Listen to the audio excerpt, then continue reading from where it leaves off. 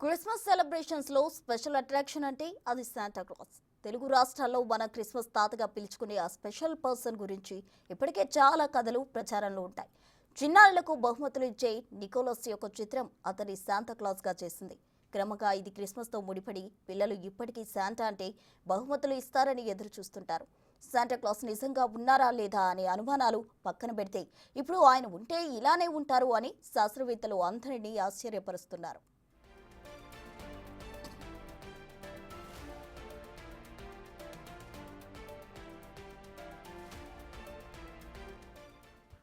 Shanta class వెనుక ఉన్న Saint Nicholas of Myra యొక్క నిజమైన ముఖాన్ని శాస్త్రవేత్తలు సృష్టించారు. దాదాపు 1700 సంవత్సరాలలో మొదటిసారిగా ఈ ఆవిష్కరణ చేసి రికార్డు నెలకొల్పారు.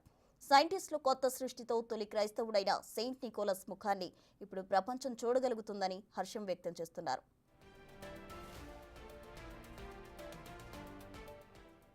3D టెక్నాలజీ ఉపయోగించి నిపుణులు ఫోరెన్సికల్ గా శాంటా ముఖాన్ని పునర్నిర్మించినట్టు తెలుస్తోంది. అందులో తల చాలా బలంగా కనిపిస్తుంది. దట్టమైన గడ్డంతో ఉన్న ఈ ఫోటోలు సోషల్ మీడియాలో పోస్ట్ చేశారు. దాంతో ఇవి ఫుల్ వైరల్ గా మారాయి.